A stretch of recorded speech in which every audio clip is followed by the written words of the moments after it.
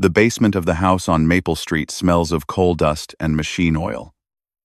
Light enters through a single window set high in the wall, cutting through the dark in a long diagonal. A furnace rumbles in the corner, the sound neither beginning nor ending, just continuing as it has for decades. Upstairs, a radio plays. Downstairs, there is only the furnace and the sound of a man's breathing as he tends it. This is where the American middle class was built. Not in the headlines or the speeches, but in basements and on assembly lines and in the careful management of small, recurring decisions made across 40 years. Chapter 1. Origins and Early Conditions. The boy was born in 1,925 inches, Youngstown, Ohio, during a time when American steel was still considered the strongest thing a nation could make. His father worked at the Sheet and Tube Company, one of 17 major steel mills operating within the city limits. The work was 12-hour shifts, 6 days a week, at a wage of approximately $2.30 per hour. This was considered respectable employment. The house had 4 rooms. Water ran from a single tap in the kitchen. Heat came from the coal furnace that the boy would later tend. The street was lined with houses of identical design, built quickly after the First World War to house the men who kept the mills running. His mother had been born in Naples. His father had been born in Pittsburgh. Neither had attended school beyond the 8th grade. The boy was the 4th of 6 children. The older 3 were daughters. The youngest was a boy born when the stock market crashed. The middle child, a girl named Lucia, died of scarlet fever in 1932 when she was 7 years old. There was no antibiotics then. There was only fever and the smell of vinegar and the sound of a child dying in the room adjacent to where the others slept. The funeral cost $43, which his father paid by borrowing from a co-worker. The Depression came to Youngstown unevenly. The mills never fully closed. But by 1933, many men were working 3 days a week instead of 6. By 1934, the average wage had dropped to 90 cents per hour. His father kept his job by accepting these conditions. Many others did not keep theirs. Families on the block began to disappear, moving south or west or into the houses of relatives. The boy attended public school until the 10th grade. He did well enough, but there was no discussion of continuation. At 16, he was expected to work. He entered the mills in 1941, just as rearmament was beginning. The United States had not yet entered the war, but the mills were already operating at capacity, preparing materials for Lend-Lease. The boy's first job was as a helper on a rolling line, assisting more experienced men who shaped heated steel into sheets. The temperature near the furnace was often above 110 degrees in summer. The noise was constant and so loud that men developed their own hand signals to communicate. His starting wage was 42 cents per hour. He was 17 years old. His father had worked at the same mill for 23 years. He had survived layoffs, injuries, and the general knowledge that he was replaceable. He told his son very little about the work except that it was necessary and that it would not last. In 1941, this seemed like an odd thing to say. Chapter 2. Expansion and Growing Ambition. The United States entered the war in December 1941. By January 1942, the steel mills of Youngstown were operating under government contract. Wages rose sharply. By the spring of 1942, the boy was earning $1.20 per hour. Overtime was available, often mandatory. Men worked 10 hours a day, sometimes 7 days a week. The national unemployment rate, which had been 9.9% in 1941, dropped below 4% by 1944. Labor was no longer surplus. Labor was the thing the nation needed most. In 1943, at 18 years old, the boy was drafted. The mill released him without ceremony. He became soldier number 36,847,212 inches, the United States Army. His basic training took place in Georgia. He learned to march, to fire a rifle, to survive on field rations, and to follow orders. He was not an exceptional soldier. He was competent and present. That was sufficient. He was assigned to the 78th Infantry Division in the European theater. He arrived in France in September 1944, 3 months after the invasion. He was 19 years old. He witnessed combat in the Rhineland campaign and participated in the assault on the Remagen bridgehead. He does not speak much about what he saw. What he has said, in careful and measured terms, suggests that he was frightened, that he lost friends he had trained with, and that he understood, even then, that he was fortunate to survive. The war in Europe ended in May 1945. He was discharged on the 15th of December 1945. He weighed 158 pounds and had $3 in his pocket. In his discharge papers, his education was listed as 10th grade. Under vocational training, the space was left blank. He arrived home on a cold morning in Youngstown. His mother was there. His father was at the mill. The house looked smaller than he remembered, and the furnace in the basement seemed smaller still. Within a week, he returned to the mill. The post-war transition was chaotic. Contracts were being canceled. Some men had been laid off. Others had returned from service, with no jobs waiting for them. The boy understood that he needed to secure his position quickly. He spoke to the foreman, a man his father had known for 15 years. Within 2 weeks, he was back on a rolling line at 85 cents per hour. The wage was lower than it had been during the war, but it was work. He had been home for 3 months when he met a woman named Margaret. She was the sister of a co-worker. She had worked as a secretary during the war. She was 2 years older than him. They married in June 1946. They rented an apartment 2 blocks from the mill, the same apartment building where his father's brother lived. The rent was $18 per month. It was at his wife's suggestion that he inquired about the GI Bill. Margaret had been the sister of a man who had attended high school and then worked his way toward a supervisor position. She understood, in a way that was not common in 1946, that education could accelerate a man's earnings potential. The GI Bill had been signed into law in June 1944, but many veterans did not know about it or were skeptical of it. Education was something that happened to other people, to the children of people who had money. In the spring of 1947, at the age of 22, he enrolled at Youngstown State University as a full-time student. The GI Bill covered tuition and provided a monthly stipend of $65. This was less than he had been earning at the mill, but Margaret had continued working as a secretary. Her salary was $35 per week.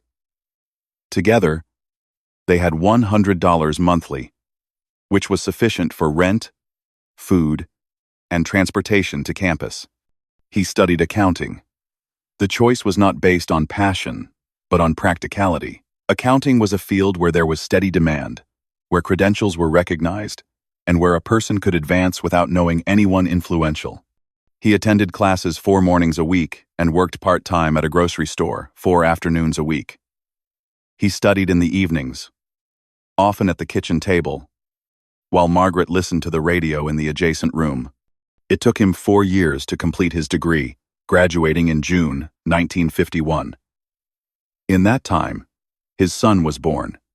In 1948, Margaret left her job when she was 6 months pregnant, though she had not wanted to. The expense of the hospital and the doctor was $80. They had saved $95. Chapter 3. Excess and Structural Strain. He took his first job as an accountant in July 1951 with a mid-sized manufacturing company that supplied parts to the automobile industry. His starting salary was $180 per month. This was nearly 4 times what he had earned on the rolling line. The 1,950 seconds in Youngstown were years of expansion. The mills operated continuously.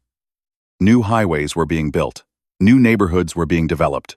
filled with small houses designed for young families. In 1953, with savings accumulated from 3 years of steady income, he made a down payment of $4,000 on a house. The total price was $12,500. He secured a mortgage for $8,500 at 4.2% interest to be paid over 25 years. The monthly payment was approximately $42. A daughter was born in 1952 and a second daughter in 1956. Margaret did not return to work. This was the pattern for families of their generation and social position. The man worked. The woman managed the household. This was not questioned. It was simply what people did. The 1,950 seconds were years of remarkable prosperity for American workers. Wages rose steadily. The manufacturing sector was expanding. Union membership, particularly in the steel and automotive industries, was strong. Pensions were being established. Health insurance, previously a luxury, became standard. The gap between the income of a factory worker and the income of a college-educated professional had narrowed somewhat. But it had not closed. A man with an accounting degree could earn, in a good year, $1,500 annually. A skilled mill worker could earn perhaps $1,200. The difference existed, but it was not transformative. Yet he continued to work more than was strictly necessary.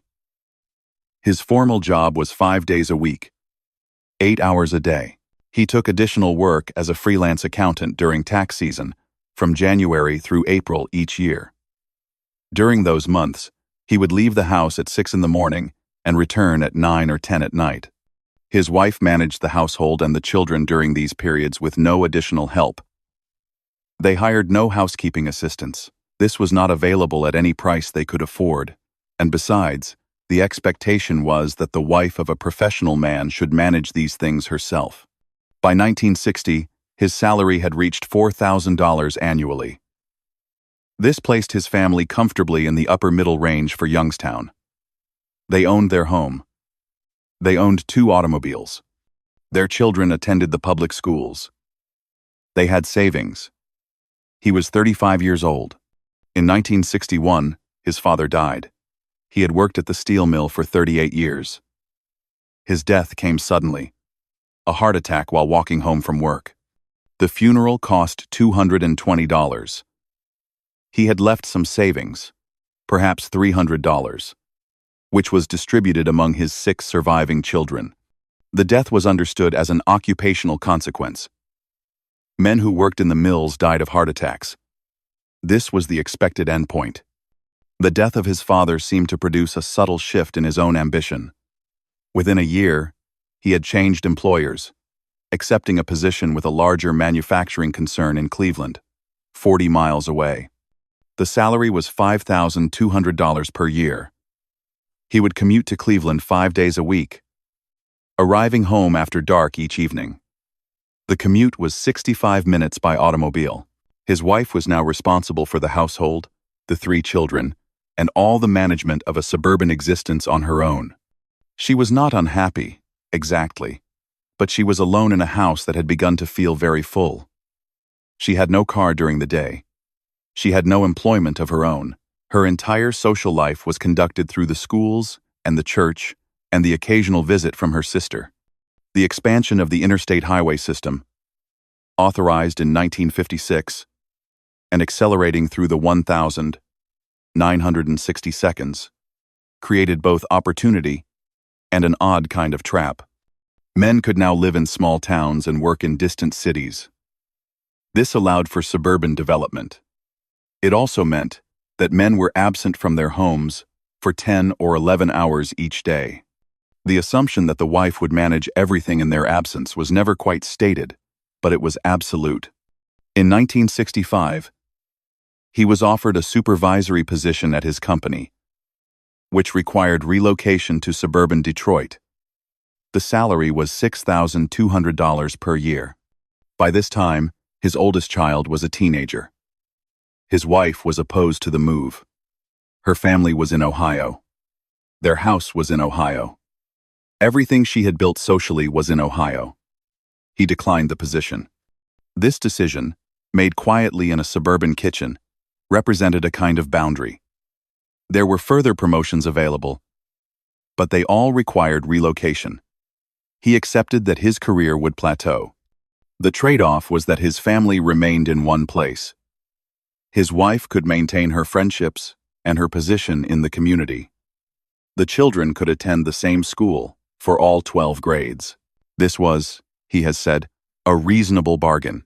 By 1970, his salary was $7,800 per year. This was a good income. It allowed for a modest vacation each summer, for the education of his children at modest colleges, for the maintenance of a reasonably comfortable home. He had worked continuously since 1941, with the exception of his 4 years at university, which was itself a form of work. He was 45 years old. He had perhaps 20 years of career remaining. And he knew, in an unspoken way, what those 20 years would look like. Chapter 4. Warning Signs and Internal Contradictions.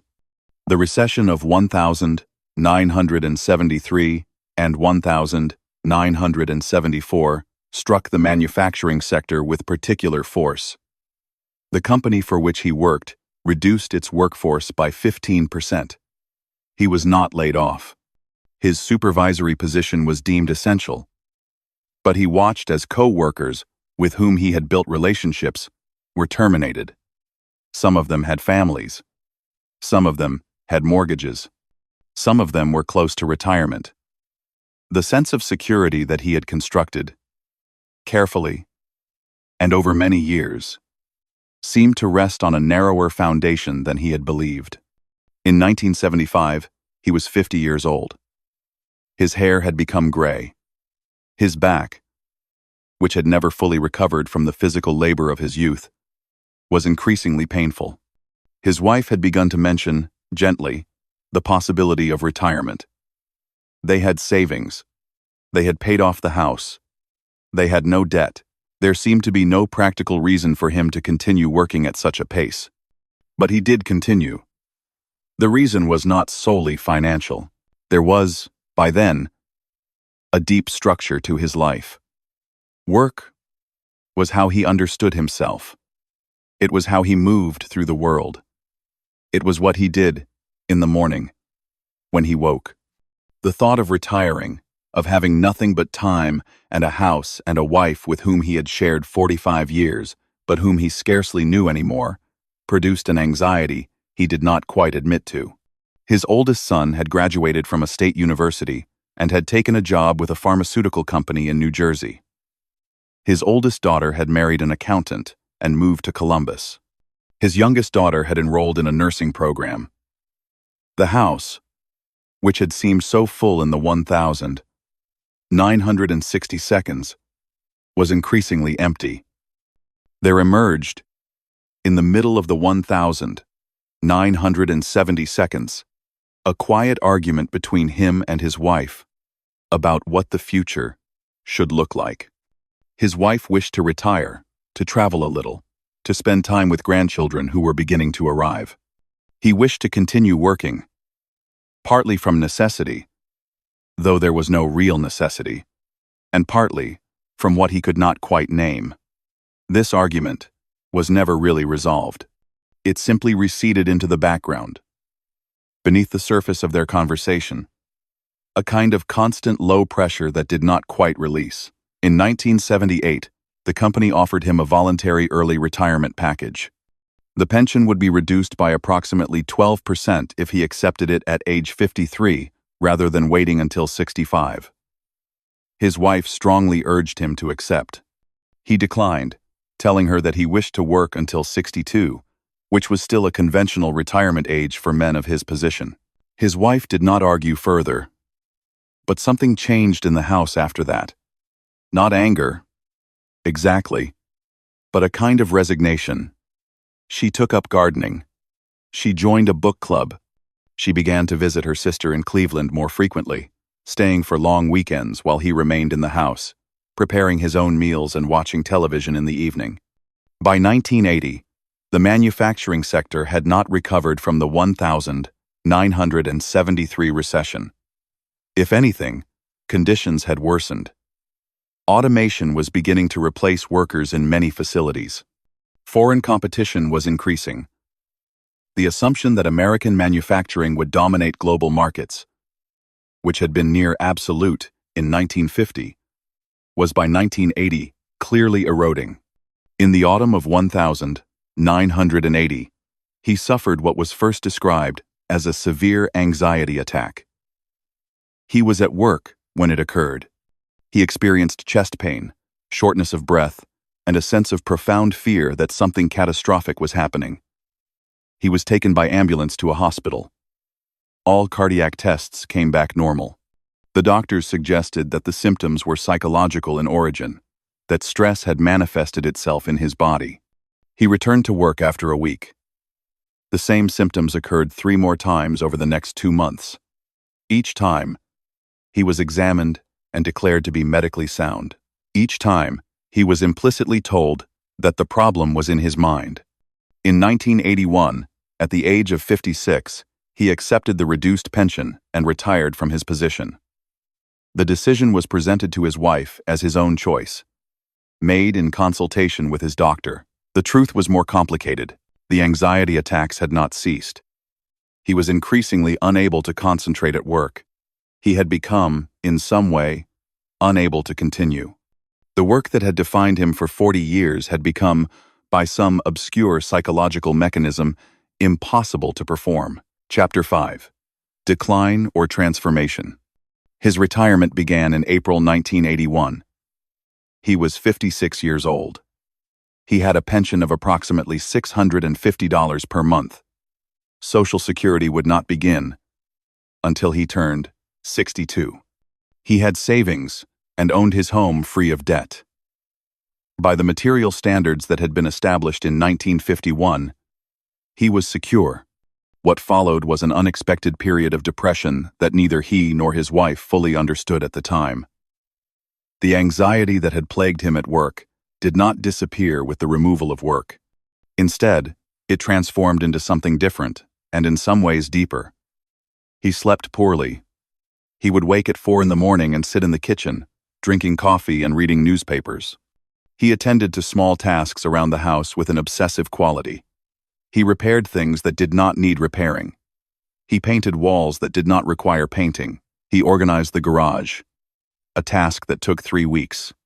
His wife, who had hoped that retirement would allow them to travel and to spend time together, found instead that her husband was present but distant. They sat in the same room. They watched television together. But there was a quality of absence in him that had not been present before. A grandson was born in 1982. This seemed, for a brief period, to anchor something. He would drive to Columbus to see the child. He would hold the infant for long periods without speaking. He would offer advice to his daughter about childcare, though he had been largely absent from the physical care of his own children. He seemed, in these moments, to be searching for something that the grandchild might provide. By 1983, the manufacturing sector in Youngstown was in outright collapse. The plant where his father had worked for 38 years was closed entirely. 10,000 jobs were lost in the region. The unemployment rate in the area reached 12%. Families that had seemed stable dissolved. Alcoholism and divorce increased. The city that had built American prosperity seemed to be being dismantled in front of everyone's eyes. He was, in a sense, fortunate. He had already left. He had already secured his pension. He did not have to watch the place where his life had begun descend into crisis. But he watched it anyway, through news reports and through conversations with the few friends he maintained in the area. He seemed, in some way, to take this collapse personally, as though it were a judgment on something he should have seen, something he should have done. In 1985, he and his wife took a trip to Europe, which had been, since 1981, a wish that had been stated many times.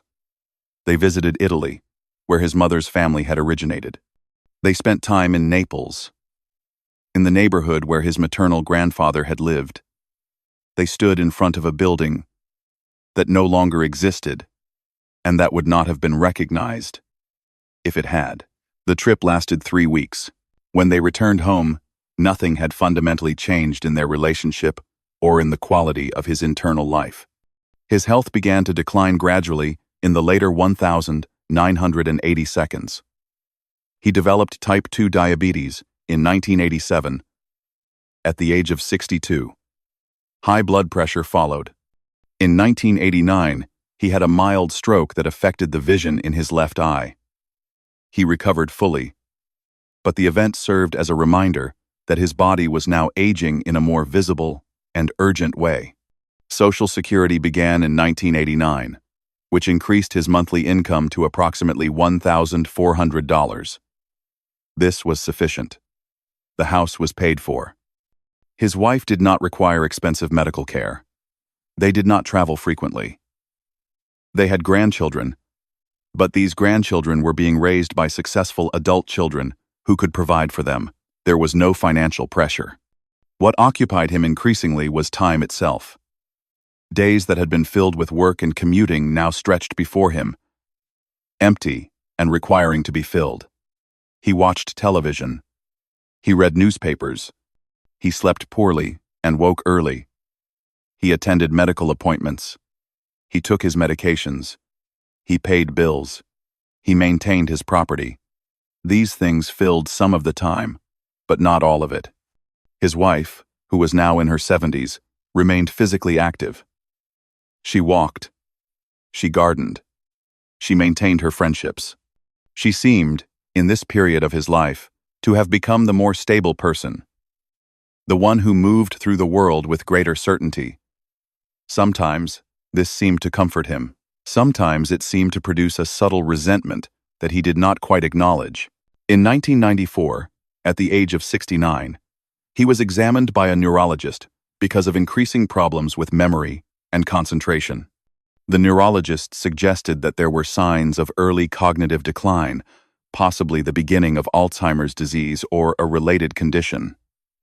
The diagnosis was uncertain. Such conditions could progress rapidly or could plateau. There was no treatment available. The doctor suggested that he should plan his affairs carefully and involve his wife and children in these decisions. He did not do this. Instead, he did not mention the diagnosis to anyone except his wife, and even to her, he communicated only the bare fact of it. What he understood, without quite stating it, was that the arc of his life was now visible in its entirety. He had been born in poverty during the Depression. He had survived a war. He had used an educational opportunity to lift himself into the middle class. He had worked continuously for nearly 50 years. He had raised 3 children who had achieved at least as much as he had achieved. He had accumulated modest savings and owned his home. By any reasonable measure, his life had succeeded. And yet, that success had not seemed to produce peace or satisfaction. It had produced, instead, a kind of restlessness that had never quite been resolved. Final chapter. Quiet aftermath and historical reflection. In 2000, he was 75 years old. His cognitive decline had progressed, slowly. There were days when his memory was nearly normal, and other days when he struggled to remember the names of his children. The disease, if it was indeed a disease, had no clear trajectory. He and his wife still lived in the house that he had bought in 1953. The neighborhood had changed. Many of the original families had moved away. Younger families, with children, had arrived. The streets where he had walked in the 1950 seconds, pushing a stroller while his neighbors waved from their porches, were now walked by different people, living different lives.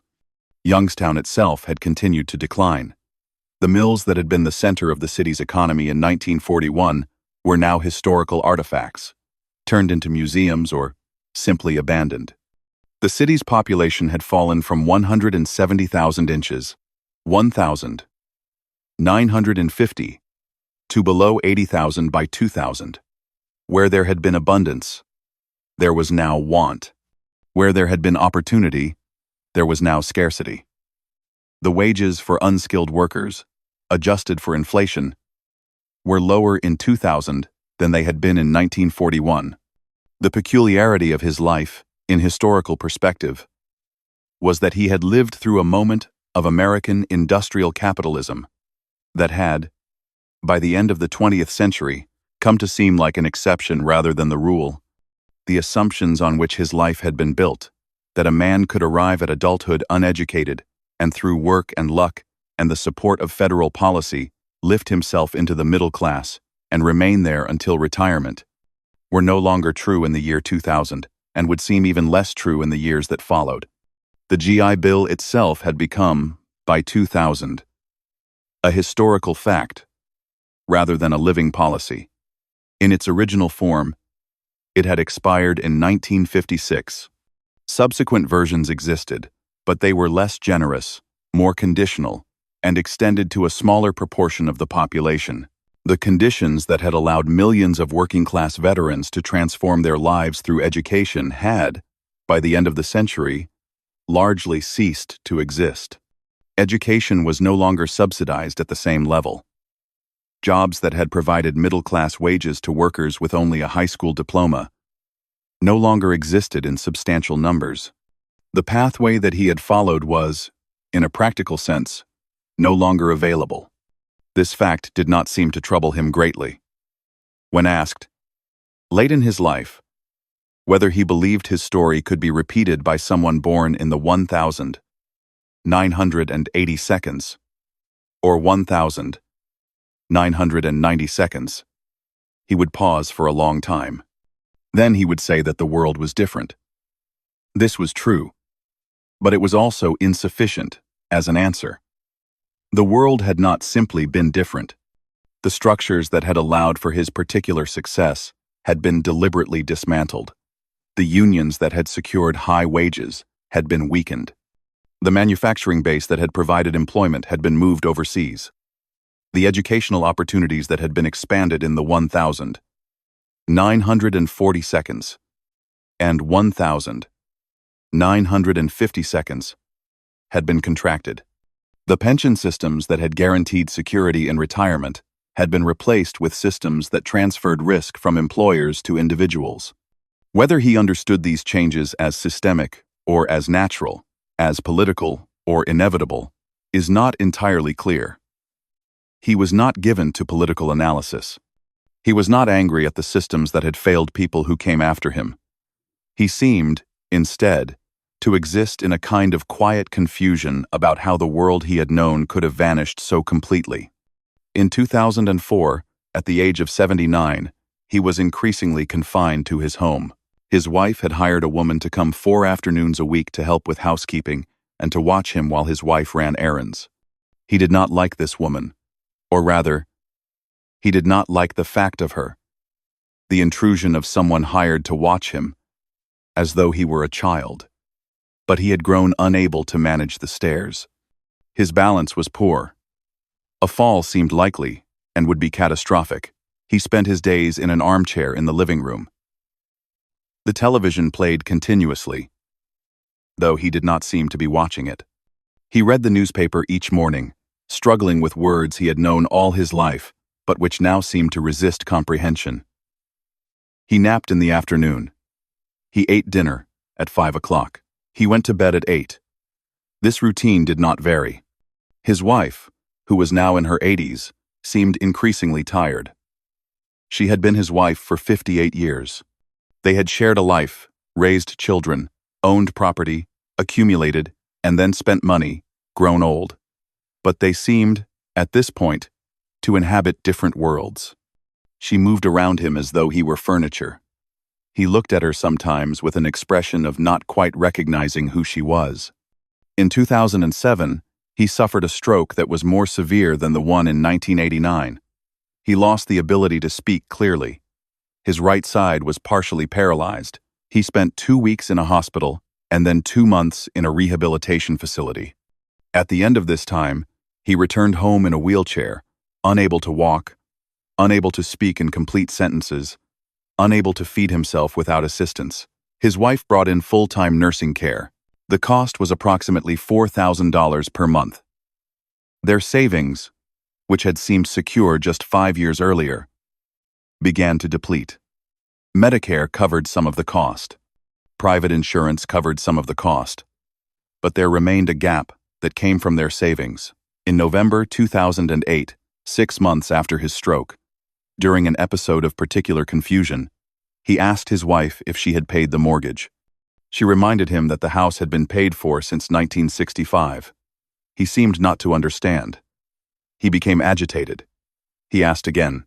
She answered again, using the same words, the same patient explanation. He calmed for a moment, and then seemed to forget that he had asked the question. This cycle repeated several times. Eventually, his wife stopped explaining and simply said yes, the mortgage was paid. This satisfied him. He died in March 2009 at the age of 83. The death came from pneumonia, a common endpoint for people in his condition. His wife was present. His 3 children were present. He had been in the house, in the wheelchair, for 14 months. The funeral cost approximately $2,200, which was paid from the remaining savings. The obituary in the local newspaper ran to 7 lines. It mentioned his birth, his service in the Army, his career in accounting, his wife, his children, and his grandchildren. It did not mention the GI Bill or the specific circumstances of his life that had allowed him to leave behind the world into which he was born. The house on the quiet street in Youngstown was sold 14 months after his death. His wife moved into an assisted living facility. She lived for another 6 years. The new owners of the house renovated it, painted it, changed the landscaping. The basement where he had once tended a coal furnace was converted into a recreation room. The memory of who he was and what his life meant has continued to fade. His grandchildren remember him vaguely as an old man who sat in a wheelchair. His great-grandchildren do not know him at all.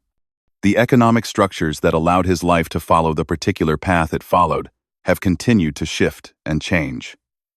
The mills are gone. The unions are weaker. The educational opportunities are less generous. The wages for workers without college degrees are lower. The certainty with which a man could plan a life from ages 22 to 62 has been replaced by a kind of permanent uncertainty. What remains is not memory but history, not personal recollection but an artifact of a moment in American life when a particular bargain was struck between a nation and its people. That bargain promised that education would be subsidized, that work would be rewarded with stability and dignity, that the sacrifice of military service would create an obligation toward support in civilian life. For a brief window, this bargain held. Millions of lives were altered by it. The shape of the American middle class, in the middle of the 20th century, was built substantially on its terms. And then, very gradually, almost imperceptibly, the bargain was unmade. Not because it was ineffective, but because those who had benefited from it had accumulated enough power to withdraw it from those who came after. The memory of how the previous generation had been supported faded. The sense of common obligation weakened. And a man who had lived a life that depended entirely on that bargain was by the time of his death unable to comprehend a world in which such bargains were no longer made. It is not clear whether such a man should be pitied for living through this transition or honored for building a life during the moment when it was still possible to do so.